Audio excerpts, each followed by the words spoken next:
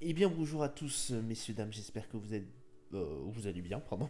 Nous sommes le 28/08, donc on est lundi, hein, voilà. Je fais cette review du coup pour vendredi, donc on était, alors attendez que je retourne dans mes dates. On devait être le 26, le 25, pardon, oui, le 25 août du coup 2023.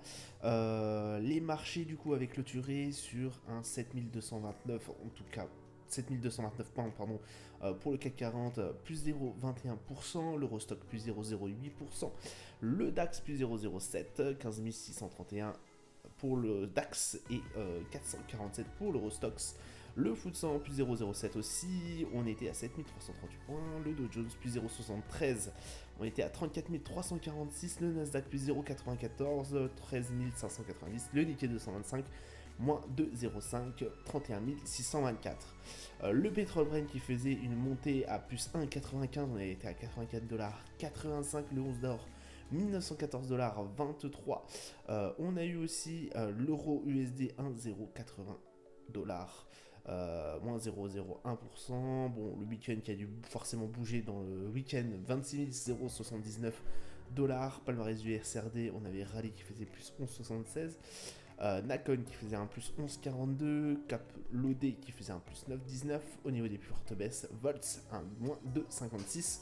Valneva moins 2,75. Et Baptiste de Confort moins 2,84. Alors, que s'est-il passé durant cette journée de vendredi? Eh bah écoutez, on a eu notamment l'élocution de Jérôme Powell qui bah voilà, nous a quand même conforté dans l'idée qu'effectivement il y aurait une prochaine hausse de taux, que l'inflation était toujours présente. Donc ça, je vous l'avais dit déjà précédemment dans des anciennes reviews que je m'attendais forcément à ce genre de discours qui, selon moi, pourrait être le même tempo pour la BCE, hein, forcément. Je pense qu'ils vont s'aligner exactement sur la même stratégie, même si c'est pas du tout le même environnement.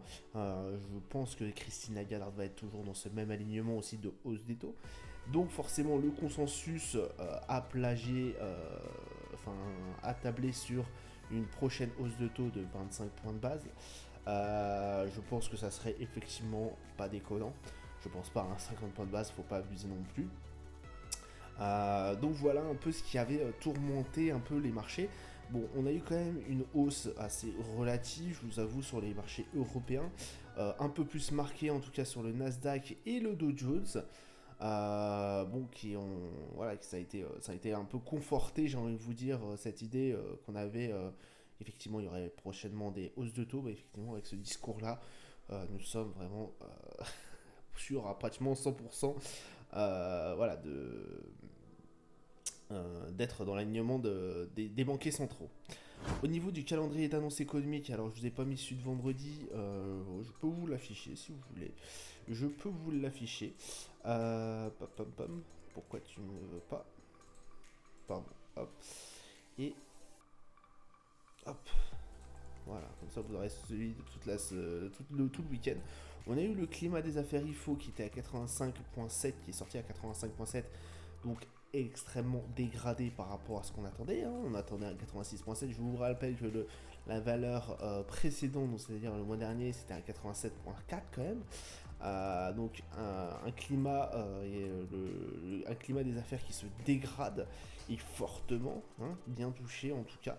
Ça a eu un mini impact, j'ai envie de vous dire, au niveau des marchés au moment où ça est sorti.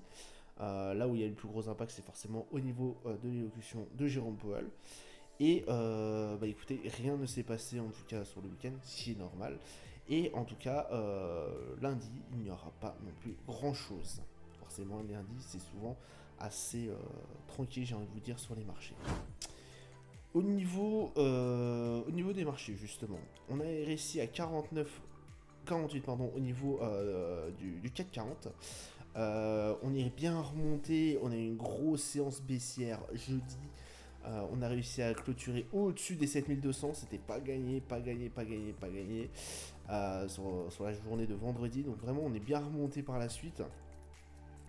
On a été à la fois un peu rassuré, j'ai envie de vous dire, par l'élocution de Jérôme Powell.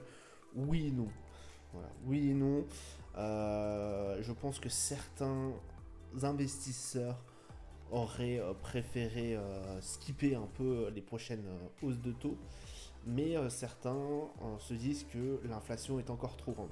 Alors, attention, j'entends certaines personnes dire il faut ramener l'inflation à 2% et demi, etc., etc.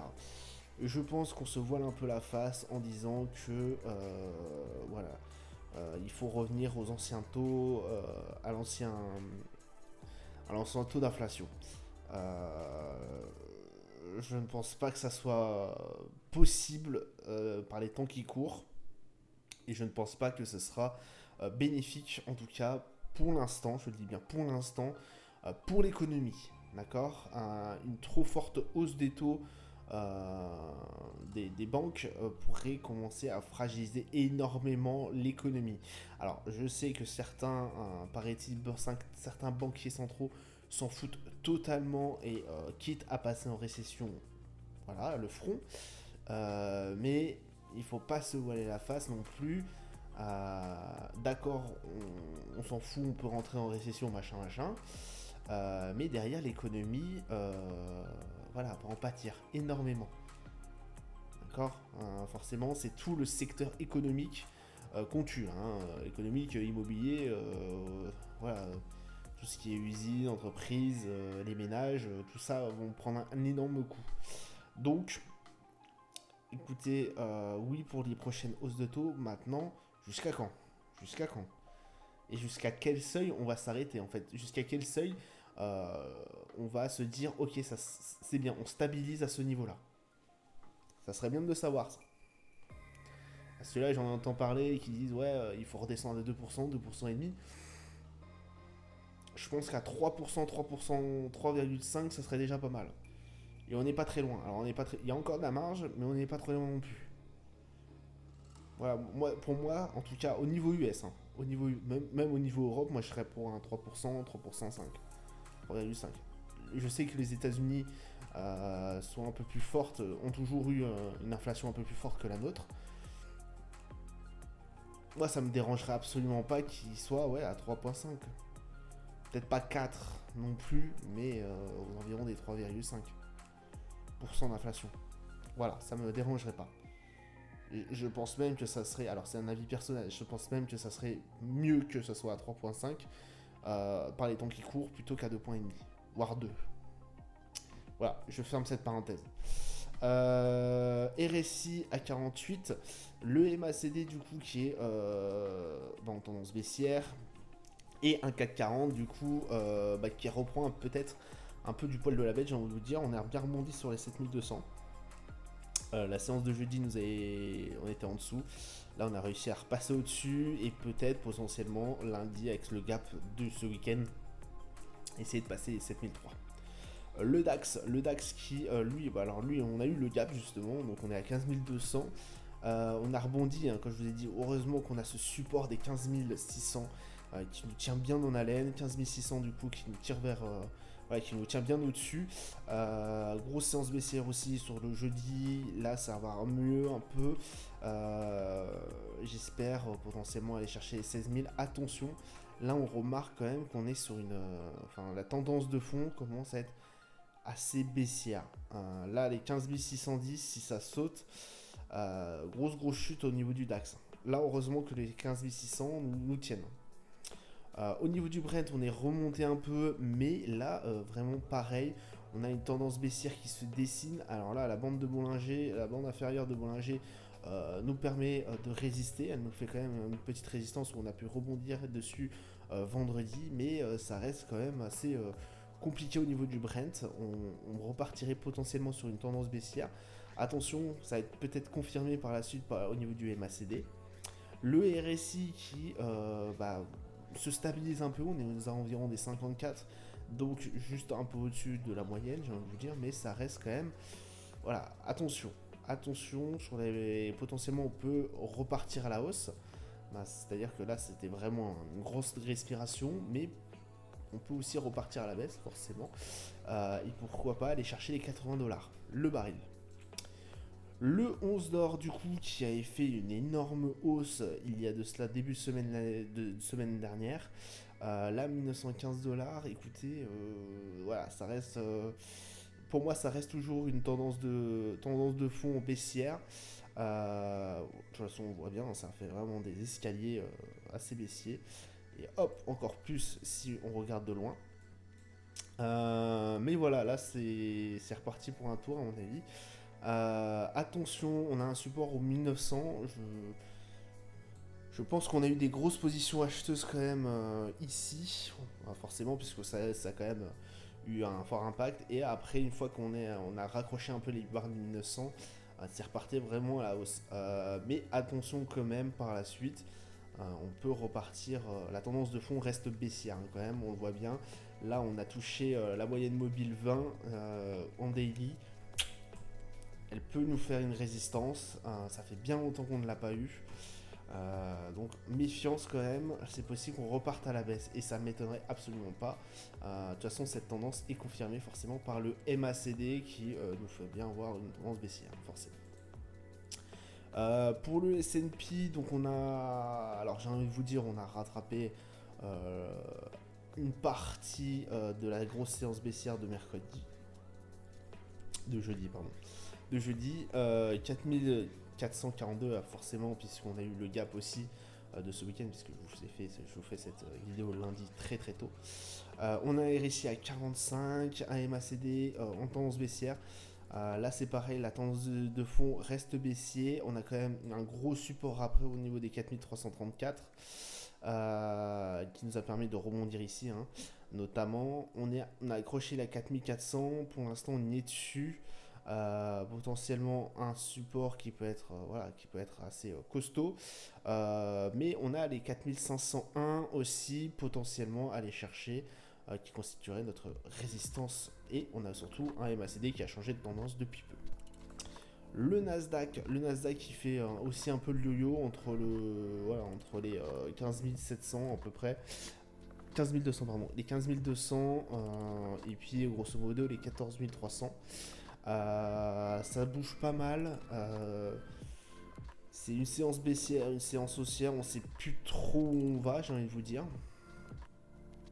Bon là c'est pareil que le S&P, on a réussi à regrignoter un peu. Tendance de fond là qui commence à être aussi baissière. Forcément MACD le confirme. Un RSI au niveau des 46, donc on est quand même en dessous de la moyenne, en dessous des 50, donc bon, c'est pas top non plus. Attention sur les prochaines séances au niveau du Nasdaq. On a aussi un support, comme je vous ai dit, au 14 000. J'ai du mal à voir. 14 685, 14 700 environ. Voilà, qui est intéressant. Potentiellement aller chercher les 15 300, 15 200 prochainement. Voilà, d'ici la semaine. Si ce n'est pas le cas, hein, parce qu'on a bien vu que là ça nous a fait de la résistance, dans ce cas-là on redescendrait au niveau des 14 200, pardon. 14 200, 14 300. 14 600, pardon. J'ai du mal, 14 600. 14 600, 14 700. Au niveau du Dow Jones, on est à 34 400 environ. Le 34 300, donc du coup notre support des 34 000, notre gros support des 34 300 a tenu. Attention, je vous rappelle, on est toujours dans les 34 300 constituaient une grosse range qu'on a mis 8 mois à casser. Du coup le support peut être très costaud, mais là on a vraiment une tendance aussi baissière qui commence à s'afficher. Voilà, on peut essayer de chercher la contre-tendance et dans ce cas-là espérer que les 34 300 fassent leur travail et nous permettent de rebondir là-dessus. On a RSI à 42, on a MACD qui change de tendance. Peut-être pas aller chercher la contre-tendance. Alors, si vous êtes audacieux, vous pouvez. Mais c'est pas safe à 100%. Quoi. Mais comme tout trade, j'ai envie de vous dire. Donc méfiez-vous quand même, avec un RSI pareil et une tendance qui commence à se profiler bien baissière, le support peut sauter. Le support peut sauter, surtout que ça fait plusieurs fois qu'on a été chercher bien bas, malgré des positions acheteuses qui s'est dessinées vendredi. Voilà, on n'est pas à l'abri d'une mauvaise surprise. Voilà, ça sera tout pour moi pour aujourd'hui. Je vous souhaite une excellente journée, une bonne soirée à vous. Je vous dis à plus tard. Ciao, ciao.